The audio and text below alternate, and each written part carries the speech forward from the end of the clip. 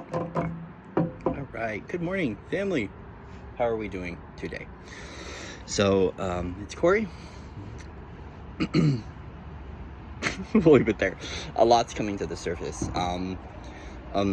Today and yesterday, themes have been kind of facing the unknown, remembering the sweetness of life within the unknown, because something still has yet to be alchemized. And so it's like, here's a cycle, right? We're in a cycle. We clear that cycle, and then we jump into the next one. And it feels like a part of what that Eight of Wands, or that like concurring energy is, that it's like we finish the cycle, another one opens. And in this cycle is recognizing that sometimes we are still facing cycles, out of date belief systems, out of date belief systems, and things within our own innermost truth or innermost self, that we don't know life outside of the story, right? So, as I was opening up and I was shuffling the cards, the jumper, the popper, was the Eight of Swords. And Eight of Swords, it's really fascinating, because the Eight of Swords is about freedom and liberation. It's about where we have placed ourselves in positions of disempowerment, where we have drawn conclusions in our own life, stories, belief systems, thought forms that say like we can't. It's very much so, it's a negative, influential inner sight in the journey. So our innermost journey hasn't seen the freedom and the liberation, which means that what is it outside of that? One level is, yes, disassembling the identity construct and the emotions that are occurring within that construct, right? Whether it's, I can't, I'm stuck, I'm not safe, right? I'm not allowed to, whatever that is. And then there comes the liberation cycle, which is the one that will completely be a part of the opposite most contrast in that journey. So recognizing now that there are spaces, places, or even phases of the in-between that are giving us an opportunity to remember liberation, freedom, and hope. And then within that space is inspiration. And so something's alchemizing, something is transmuting. It's one part eclipse season, it's one part, Saturn doing what it's doing. There's a lot astrologically that is bringing up this closing of chapters and the opening of new cycles. But once again, in the cycles, in the precipice of fate or whatever else is occurring, we might not know what life is like in a better place within that story, within that inner dialogue, within that inner truth. So a lot of this is, can we humble ourselves to let go of what we thought life would be, allowing a place to create, a space that is sacred to us, that is truly free, it is truly liberated, but one that gives us an opportunity to see or to sense life outside of density, which is one that is truly liberated as soul, and one that is remembering its freedom. So, who is it that we're reading for in the collective today? Thank you again, guys, for your likes, shares, and subscribes. Thank you. There we go. Oof. Ensnared by dogmas, or by hierarchical positioning. So this is a sense of usurpation within us, saying that we have been enslaved, right? Enslaved by, this is a Saturn energy. Once again, this is when we come into that Saturn closing cycles, excuse me for this. When it comes to Saturn closing cycles, we're closing cycles of the hierarchy, one of the rule, one of the tradition, and one of the religion. So it's really interesting when there has been kind of an order to life or an order to experience. These are those that feel stuck under these kinds of the weights of what was taught, that which created a rule in your own journey. It does feel like, for myself, here's what I want to share. If you have ever sought at any level truth, inspiration, we're looking at where these kind of opposites work together. It's really interesting. There's an inner council asking to free itself. When I say an inner council, inner truth. So when I speak of an inner council, I speak of this ability to tune into the innermost depth of your own divine knowing and releasing yourself from what you thought was into what is. Both pictures on this is, oh my gosh, I can't believe we're going to go here. We're going to go here for a little bit. Give me an opportunity to kind of share this. They are, in fact, one in the same. Let's see the position in which they're sitting, the hand they're holding. Both of them, right? So Hierophant holds the benediction. Devil holds a very kind of similar stance of benediction here, which is that there is an offering of a blessing bestowed upon those who feel stuck, attached to, or limited by. And then the truth that sets you free. Because the Hierophant always represents that counsel, that guide, that mentor, that teacher, or that influence saying, hey, I don't know how to do this. So how do I get to the next adventure? How do I free myself from this situation? You know, I'm feeling like there is a realm, there's a choice, there's a decision, there's a partnership, a relationship, or an aspect of my being that is bound by something. And it's asking to be liberated in a sense that brings about perhaps a sense of a new rule, something that creates a little bit more of a kind of like a formal life path. It feels like it's a sense of decorating a level of the innermost self to see itself in more of a positive mindset or in a positive reflection. Either way, both are offering this liberation. Saturn and Venus, both playing a role here. Capricorn and Taurus, both playing a role. Either way, this liberation of the inner key is the inner triumph towards that inner guide. It feels like this is where we allow the limited self to say no. I've come up with my own conclusions before, but now there's a solution that's entering the trajectory, that's gifting me an opportunity to see this space in a new journey. This to me is a light switch being flipped on, one that is dark, that is unseen, that has kind of been stagnant or in void. There's something being illuminated, something where we can clearly see the surroundings, we can clearly see the room, we can clearly see the details, we can clearly see the key. We can clearly see the influence. And the clearer we see the influence, that in itself gives us an opportunity of choice as the author of our own journey to start moving in completely new and profound ways. Interesting. The lights are on. And yes, this is a little esoteric, but it does feel like the lights are on. There's the decision. You know, however way this wants to align itself,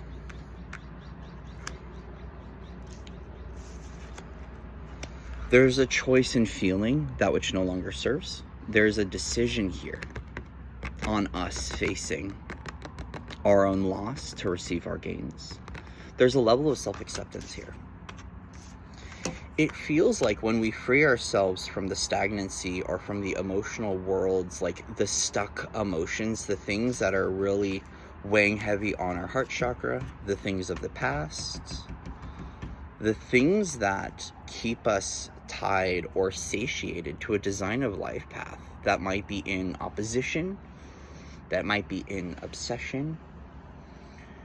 There's a freeing that gives us an opportunity to get comfortable with the new dialogue. The Hierophant is bringing about a new dialogue, right? Instead of this kind of, slave master trade kind of way of seeing the world, is there's a sense of going, okay, so while I'm here, what do I do when I'm within this space?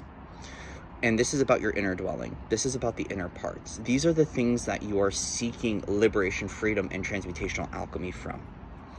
Whether these are rules, whether these are dogmas, whether these are strategies or outcomes in life, especially if traditions have been at play here. And some of these traditions are family traditions. Some of these traditions are things that are written in the land. These are some of the traditions. These are the things that we followed in our day-to-day that we thought to be true. This is what's asking to be freed and or released. Now, when we turn the lights on, it's very clear that there's a choice in here. Freedom and choice. Freedom in choice to let go of that which no longer serves. Freedom in choice to release ourselves, right? To also recognize that the journey isn't over, right? The journey isn't over. There's still something here for us. There's still something at the table. In the past, there was a lot available from us within the maps of our own inner conditioning. And now we are recognizing that there was something about that map or something about the world and the way we navigated life that wasn't true. Whether this was hierarchy, whether this was social status, whether this was the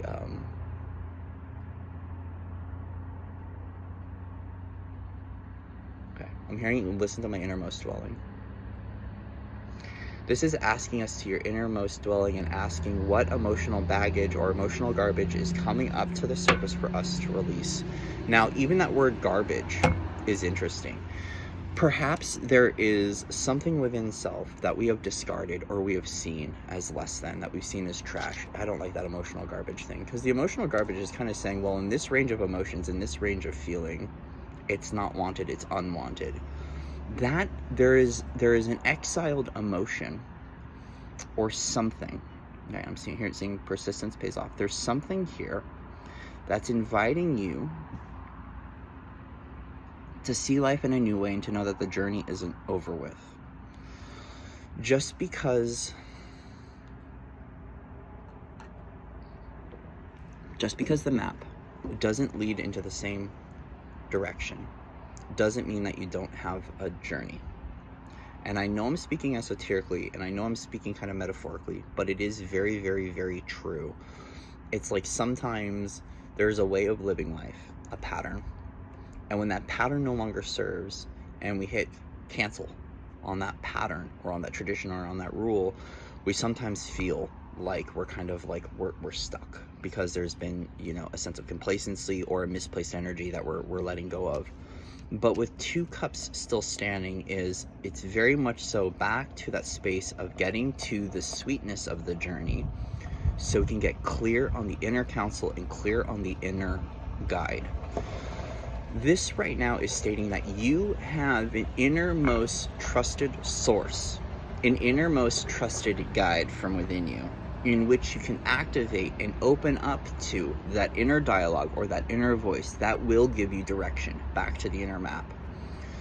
So it's like, sometimes it's like, if the messages you heard before were faulty, they were funky, or they were delayed, or they didn't lead you the right way, don't allow that to steer you away. Just keep going. It's back to that just keep swimming, that motivation of being the author of our own journey, but listening to our innermost truth.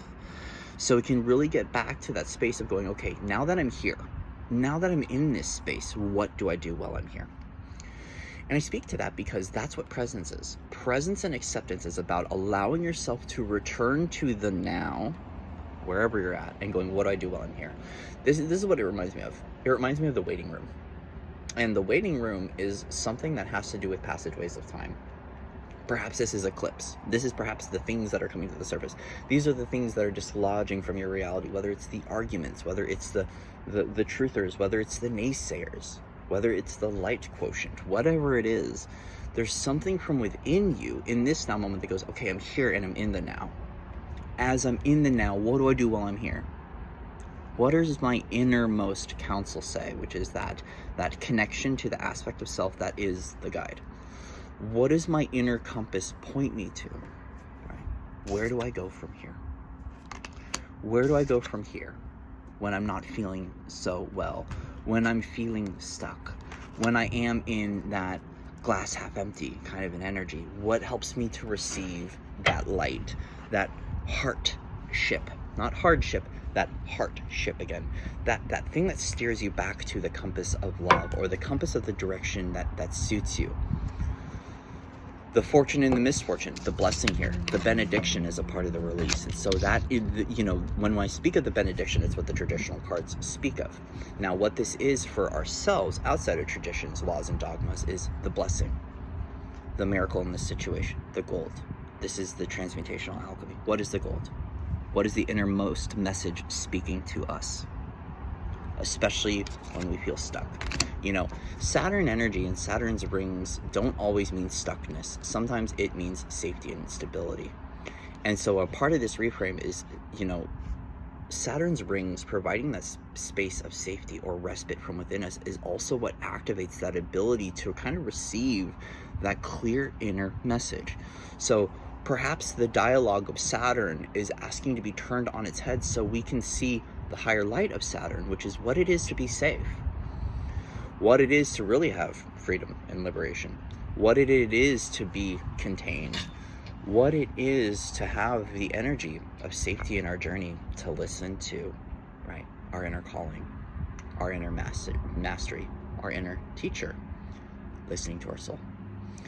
And a lot of this is as we are reducing pain, reducing stagnancy, reducing stuckness, and reducing attachment.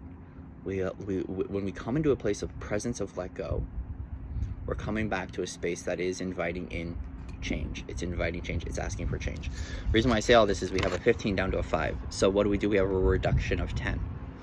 So this is where we see that reduction is the lessening. It's the lightening. It's the letting go of. It's the releasing. So Saturn is saying, while you're here, in your safe space, okay, release in your safe space and get to that inner truth or inner quiet and that inner counsel that speaks to you. And back to the release, the 5 and the 5, we're looking at what we're releasing. We're releasing the emotions from what we hear, the emotions from what others say, that when we ask for help, what comes to the surface. You know, a part of this is releasing ourselves from narrow-minded or restrictive mindsets that don't give us an opportunity to broaden the horizons or broaden the outcomes. We're saying, is the truth expanding or is the truth limiting? And sometimes the truth is what breaks down the barriers, right? And I want to say the truth, let's say the honesty from the teacher, the honesty from the guide, the honesty from the aspect of self, or perhaps it's the honesty from the person. When you sit down and you ask that question, when you sit down and you want things answered, when you sit down and you are seeking, there's something that comes forward that is offering you an opportunity to get the lights back on and to expand. So there's something in the details for you, and those details are what create structure. Now, I recognize not all details in the structure are always nice. They might look elegant, they might look good, but they might not feel as good. They might actually be quite suffocating. And so these are the details that we are lessening or lightening in our journey so we can get out of, you know, it's like the least complicated route is what I always speak forward and through. But there's something in these details that create the structure, whether it's the nature of your reality, the fabric of time, your own journey, your own teaching, your own course, or your own tradition that we are dissolving. There's something in the details for you. It's interesting, I'm hearing Details in the Fabric by Jason Mraz, and so that might be a song that has a trigger point that gives you an opportunity to release yourself from something, okay, especially if it's been burdens or hardship.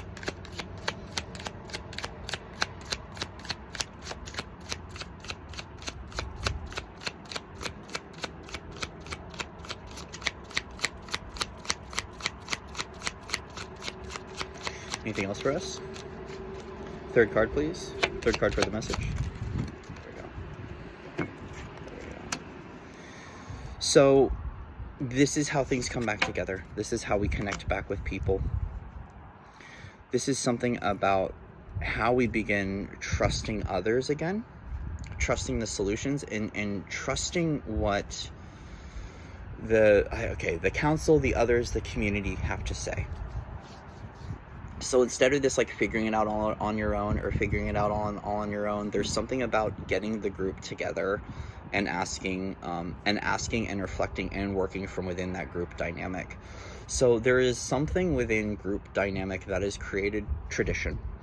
And within that tradition has brought in stuckness. It's brought in kind of underworld or fear mentality. You know, when I look at how we pass through, you know, Dante's Inferno, it's one level of the realm that's asking for an upgrade, or it's asking for an octave up, or it's asking for the next space, the next staircase, the next level of the journey, which is a part of the pass-through point of alchemy. It's the pass-through point of transmutation. It's like, if we have fear, and then we have neutrality, and then we have love, this is a pass-through point or a layer of dissolve in regards to the community, in regards to the collective, or in regards to others. The release is still in the emotional baggage from that which no longer serves, right? This is how we clear space to work with one another clearly. It's how we get these aspects to work together, right? So even if this isn't within others, it is an innermost counsel. It's parts. These parts are releasing themselves from the dialogue of burden, the dialogue of shame, the dialogue of attention getter, the dialogue of lust, the dialogue of impassioned. There's a dialogue of belief system that connects things. So it's really funny. We're seeing, like, when we see connections, there are healthy connections and there's unhealthy connections. This is speaking of where the unhealthy connections transmute and alchemize and become healthy connections, which could be dialogues with self, moments of contemplation. This can be, this can also reflect externally, which is how we work with others, how we connect with others, unhealthy and healthy manners. One's built on fear, one's built on love. However this is for you, this is about the container of the relationship asking to purge because of the decisions that we've made moving forward. In the past, there are choices that we made in regards to how we worked with our journey that might not have led us to the best places. This makes me think of realm choice. In the past, I was offered opportunities to make choices, and when I made choices, they weren't from the highest order of benevolence, or they weren't from my highest good, or they weren't from my highest truth. These were decisions that didn't lead to good places, and these were kind of like the decisions that led me through my fallen, my underworld, those things that were separate from source, right? And then there is the decisions, right, that I grieve, that I free myself from, but recognize the good choices I have made. And in the good choices, the spaces that it led me to, the inner counsel, right? The inner guru, the inner truth, the people that matter, the places where I can sit quiet, the places where I can work with other people. This is also too stating that in your own journey, whether you have a community, a group, a collective, or others that you work with, if you feel stuck, this is about releasing the emotional hardship or the emotional worry from the experience so you can get back with those people. This is getting out of the silo and isolation. This is getting out of the worry. This is about activating the freedom and liberation to go join your people and to go be with your people, because there's something emotionally that you've been stewing and brewing on, something that you've been sitting with, something you haven't been able to dislodge or unglue yourself from, that hasn't allowed you to stick together with the people that offer the inner sight, that offer the healthier level of the map or the blueprint, for instance, right? Because a lot of this is how things work together in a dynamic that leads to better and better places and better and outcomes. So, once again, is if the room itself doesn't change, the energy of the room changes. And when the energy of the room changes, things are a lot more liberating than they might be. But the thing is we're asking to dissolve our masks in regards to how we lead, in how we teach, in how we work with others. Because if you've ever had a shadow in the background guiding, this is asking this to come to the forefront now and to free itself from the restrictions, its limitations, or its suppression. So you can really invite in the freedom of your inner guidance, your inner truth, and your inner counsel. Any other messages from Spirit for us? The universe, God, Creator, Soul, etc. So many ways we can see this. Celebrate. Step into your joy. You are victorious. You are moving forward. So this is stating that whatever has gone on in your journey that has been restrictive or way too contemplative or stuck in the past, you are being free. There's a sense of celebrating your light, celebrating your glory, and celebrating your destiny, because where you're heading to very good places, and others are as well.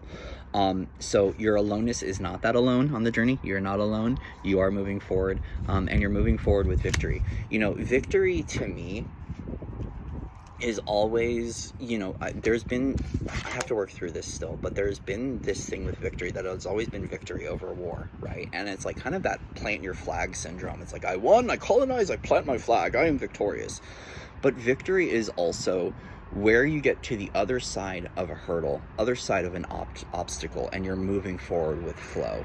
So a lot of this celebration energy, a lot of this reminder of this is that you are heading to good places and you are overcoming your obstacles. So your own alchemy, transmutation, inner reflection, and inner guidance is actually guiding you to better and better pastures, better and better days ahead.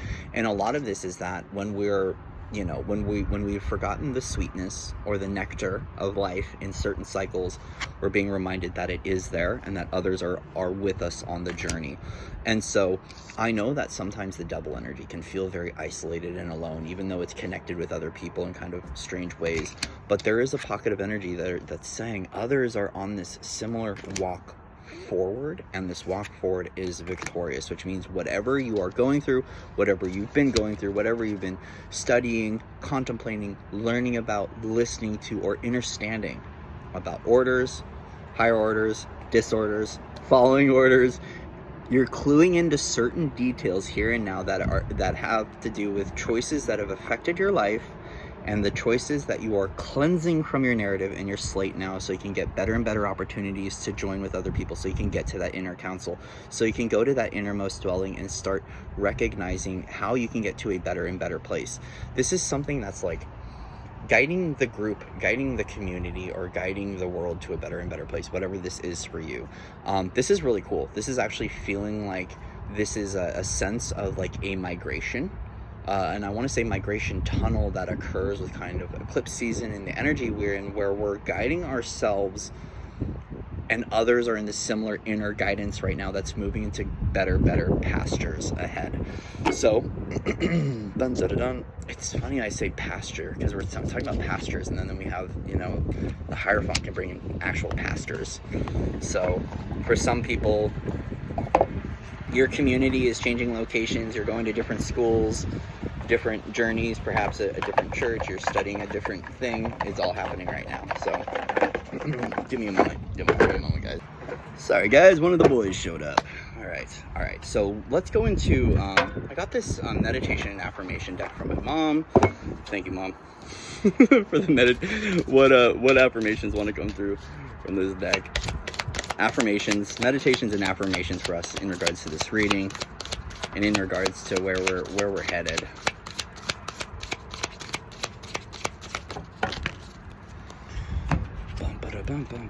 Ooh, we got 3. This is a lot.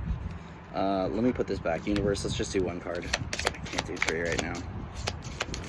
Yeah, even that, this might be something within you to know about your boundaries moving forward. Especially with Saturn's structure, and Saturn brings that like safe space in that container. Perhaps you have to put up some boundaries now in regards to what you allow and don't allow in your journey, especially because of what's happened in the past. Those boundaries are healthy, especially if you've dealt with things like codependency, relationship issues. Having boundaries in your relationships is important, especially if you need that space to really listen to your inner journey. It does feel like, there's been a rule book of life, and you can create a new rule book, which is a part of what those boundaries are.